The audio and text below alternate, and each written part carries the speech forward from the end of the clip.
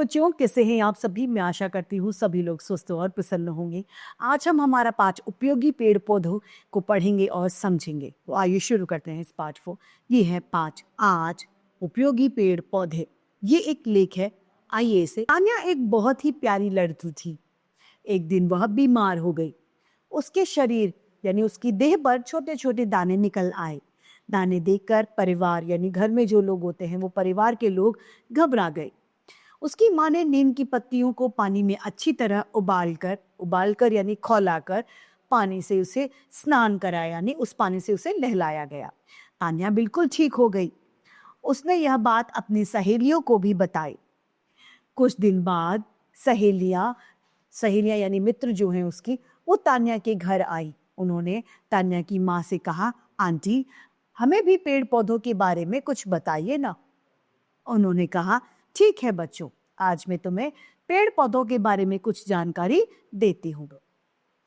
सबसे पहले तो यह बात गांठ बांध दो कि पेड़ पौधे हमारे सच्चे दोस्त होते हैं।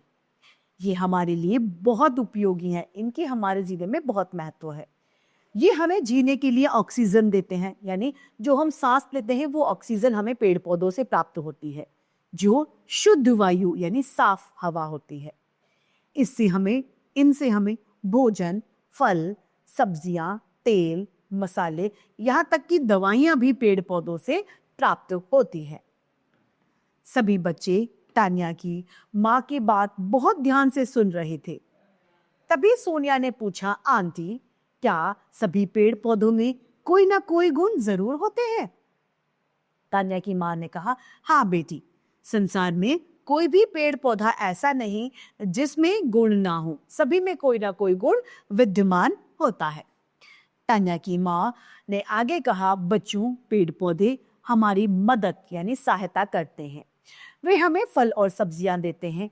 पका आम तो हमें बहुत अच्छा लगता है ना। सब बच्चे हाँ कहकर सिर्फ हिलाने लगे।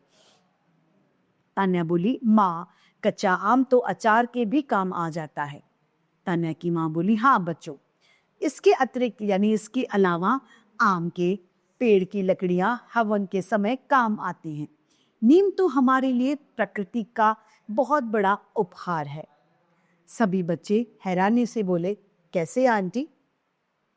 तान्या की माँ बोली, इसकी टहनियों से दातुन यानी जो दांत को साफ करने के लिए लकड़ी होती है उसे दातुन कहा जाता है।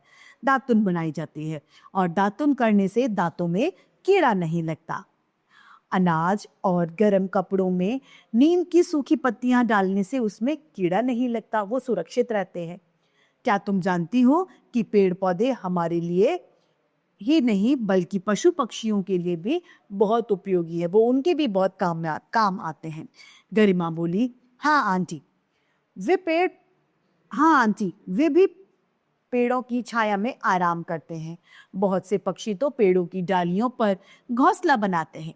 सोनिया ने कहा, उनकी लकड़ी फर्नीचर बनाने के काम आती है। कुछ लोग तो लकड़ियों का प्रयोग ईंधन के रूप में करते हैं, यानी जलाकर उनसे खाना पकाते हैं। अशिता बीच में बोली, मेरी माँ दिवाली पर फूल पत्तियों से घर भी सजाती है। तान्या की माँ बोली, हाँ बच्चों, तुमने बिल्कुल ठीक कहा। इसीलिए हमें पेड़ों को काटना नहीं चाहिए और अधिक से अधिक यानी ज्यादा से ज्यादा पेड़ लगाने चाहिए। सभी सहेलियों ने कहा, हाँ आंटी, अब से हम ढेर सारे पेड़ लगाएंगे। फिर सब सहेलियां प्रसन्नता से अपने घर लौट गई, यानी खुशी खुशी सभी बच्चे अपने घर चले जाते हैं।